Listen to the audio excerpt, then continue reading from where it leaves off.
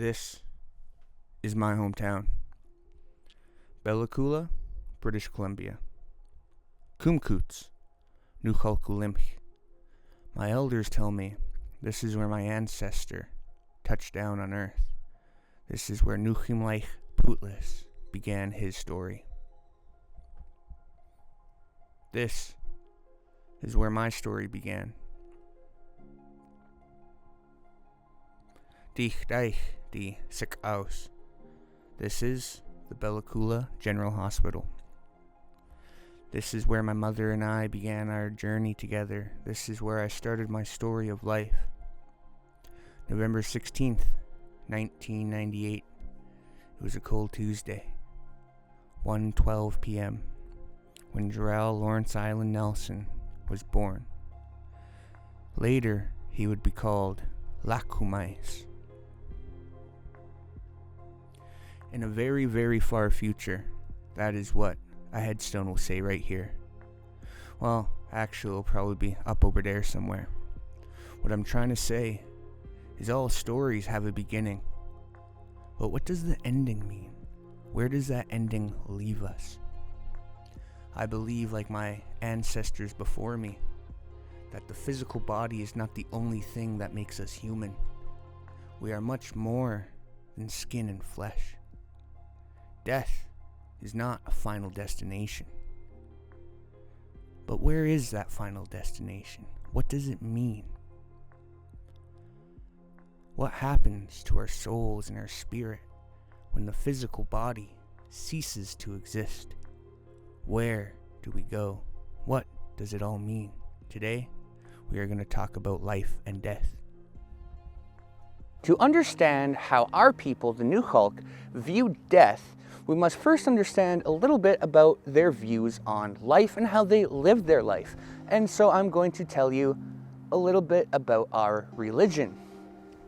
As many First Nations Indigenous people, we believe that the sun was the reason for living, the most powerful of our deities. In Egypt, they call him Ra. In Nukhalk, his name is Menakais. And Menakais, alongside his servants, the heavenly carpenters, or the Masmaslaniach, helped carve these figures, these figurines, in the image of Menakais, in the image of Creator. And then Creator grabbed these figurines and put his slupsta, I believe is how you pronounce it, but his life force. And that is what gave us our spirit, our Khmenwas. And that is on the back of your neck. They say it is a small maple leaf shaped bone that is invisible unless it is to the supernatural or the shamans. And then we have our silk, our way of thinking, our personality. And that is what makes us tick in a way. We also have our voice, which when we pass away goes up into heaven and becomes a voice of the ancestor, which resides in the body of a small owl, Kwakwas. And then we have our earth spirit, which resides in our legs and this calf muscle. And that is what you might call a spirit animal if you were in a Disney movie or something like that. That is the animal that you dream of, or the animal that comes to you in your dream. When we descended from heaven, we wore the cloaks of certain animals.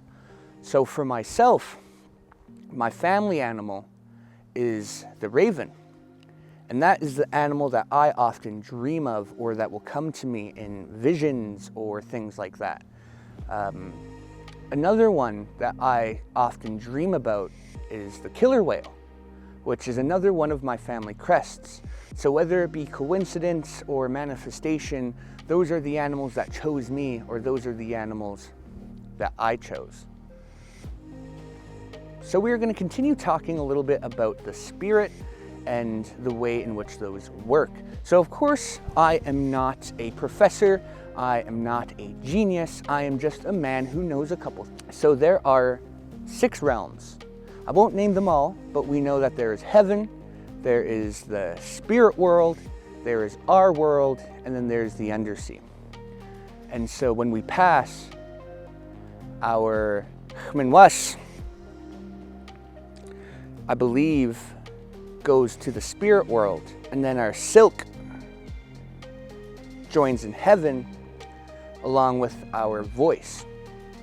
And then, like I said, your spirit animal, your earth spirit, is released back into the world as a raven or a whale or whatever it is. And so that's why sometimes you'll see like an eagle or something, or a raven, and it will come to you at like an opportune time, and you'll know that that is your ancestor or somebody who has passed on coming back to you. When we die, our Minwas, our spirit, is allowed 4 generations, 4 lifetimes in which we can be an ancestor and be a spirit, and then we are forced to live a life once again. So every 4 generations, an ancestor is reborn and given back to the New Hulk people. For all life is a circle, and we are all together. When a stone drops in the water, it ripples on forever. There are many ups and downs in this journey we embark on called life. Many obstacles thrown in our way. Sometimes they feel like they're directly thrown at us. It's really easy to quit. What's hard is to continue when you feel like you have no reason to continue. I personally have persevered on this journey of life because I feel the duty to my ancestors and to my elders, because they've spent so much energy and time clearing this path for me and my people and you. I think it's my turn to clear a path and allow it so that those yet to be born and those still growing can take this path further than I ever could have imagined it. And I can't do that if I'm 6 feet in the ground when this earthly vessel passes. There is a Disney movie called Coco that tells us a person dies 2 times. Once of their physical body, and then twice when nobody tells their name, says their name, or speaks their stories and their memories. Death is not a final goodbye. It is an opportunity for a new journey. In New Hulk, we say, "Au kuk manu," meaning this is not goodbye, or I will see you again.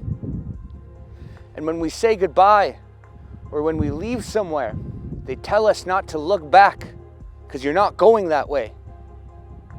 Move forward in a good way, with a good heart. Why?